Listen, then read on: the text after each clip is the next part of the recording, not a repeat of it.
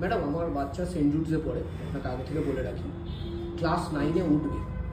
আচ্ছা। তো আমি সুপিটসে দিতে চাই, আপনাদের নাম প্রচুর শুনেছি, কিন্তু আমি একটুখানি ওয়ারিড এই বিষয়ে যে আপনাদের এখানে কি মেথডে পড়ানো হয়, যাতে আমার বাচ্চার তো দেখুন স্কুলটাও রয়েছে, স্কুলের এক্সামিনেশনটা আপনারা টেক কেয়ার করেন কি না, ওয়ার্কশিট থাকে, ওরাল থাকে, হাফ ইয়ারলি অ্যানুয়াল, যেটা সব স্কুলেই থাকে, আমাদের স্কুলেও রয়েছে সেন্ট জুডসে। তো সেটা আপনারা কীভাবে পড়ান সেটা যদি জানতে পারি আর কি, তাহলে আমি বুঝতে পারবো মানে আমার বাচ্চার যে রিকোয়ারমেন্ট সেটা ফুলফিল হচ্ছে কিনা। তো সেটা যদি একটু কাইন্ডলি বলেন। দেখুন, যে কোনো সাবজেক্টই যদি হয় তাহলে সেই ক্ষেত্রে আমরা যেটা করি, ফার্স্টেই আমরা যে কোনো জায়গাতেই যেটা করা হয়, ইন ডেপথ চ্যাপ্টারটা ক্লিয়ার করা হয় এবং চ্যাপ্টারের মাঝে মাঝে যে অঙ্কগুলো থাকে সেগুলো ক্লাসে করিয়ে দেওয়া হয়।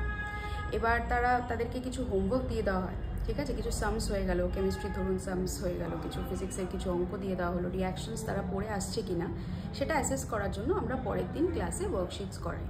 এবার ওয়ার্কশিটসটা ফেলে দিলে আমরা এটা বুঝতে পারবো বাড়িতে হোমওয়ার্ক করেছে কিনা। আর ধরুন বাচ্চাটা হোমওয়ার্ক করলো না, তাহলে ওই ওয়ার্কশিটস করার সময়ও কিছু তার প্র্যাকটিস হয়ে যাবে এবং মেজরিটি চ্যাপ্টার ক্লিয়ার হয়ে যাবে। এবার এটা করতে করতে 3-4টে চ্যাপ্টার যখন তার কমপ্লিট হয়ে গেল, ততক্ষণে সেকেন্ড অ্যাসেসমেন্টে আপনার মানে অলমোস্ট টাইম সেকেন্ড অ্যাসেসমেন্ট হয়ে যাবে। সেকেন্ড অ্যাসেসমেন্টের সময় আমরা কি করব, অ্যাসেসমেন্ট বেসড একটা ছোট পার্ট টেস্ট রাখবো এবং ক্লাসে কিন্তু চ্যাপ্টার ওয়াইজ টেস্ট চলবে। এভরি অল্টারনেট উইক অলমোস্ট আমাদের চ্যাপ্টার ওয়াইজ শুরুর দিকটাতে চ্যাপ্টার ওয়াইজ টেস্ট নেওয়া হয়। এবার সেকেন্ড অ্যাসেসমেন্টে যখন ওয়ার্কশিটস ফেলা হলো বা টেস্ট নেওয়া হলো, রেগুলার বেসিসে আমাদের এখানে কিন্তু টেস্ট নেওয়া হয় এবং এই টেস্ট যে নেওয়া হয় উইদিন 1 উইক আমাদের মার্কস আপলোডেড হয়ে যায়, কখনো গ্রুপে আর কখনো মেজরিটি টাইমস আমাদের প্রথম দিকটাতে অন্তত পুরোটা অ্যাপে আপডেটেড থাকে। আপনি খোঁজ নিয়ে দেখবেন আমাদের 1 সপ্তাহের মধ্যেই, মানে খোঁজ নিয়েই আসবেন আপনি, আদারওয়াইজ মানে সবার কাছ থেকে যারা আগে পড়েছে, আমাদের প্রচুর স্টুডেন্টস পাস আউট করেছে, সেন্ট জুডস বললেন আপনি, তো পাস আউট করেছে, আপনি জিজ্ঞেস করে আসবেন যে আমাদের এখানে মার্কসের সিস্টেমটা রেগুলার বেসিসে মার্কস আপডেট হয় কি। আচ্ছা, এবার অ্যাসেসমেন্ট যখন আপনার বাচ্চার ওভার হয়ে গেল আর 2-3 মাসের মধ্যেই, 1-2 মাসের মধ্যে কোনো স্কুলে আপনার চলে এলো হাফ ইয়ারলি। হাফ ইয়ারলির আগেও চ্যাপ্টারগুলো কমপ্লিট করে সেম প্রসিডিওরে ওয়ার্কশিটস করানো হলো।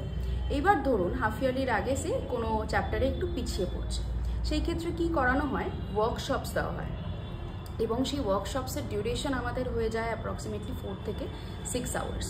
ঠিক আছে, ধরুন একটা পার্টিকুলার চ্যাপ্টার তার ক্লিয়ার নেই বাচ্চাটার, সে ম্যাথসের একটা চ্যাপ্টার গন্ডগোল আছে, পুরো সেদিনকে সারা দিনটা সকালবেলা থেকে what ever is the time 4 থেকে 6 ঘন্টা বাচ্চাটাকে নিয়ে ড্রিল করা হবে, এখানেই রেডি করে বাড়িতে পাঠানো হবে।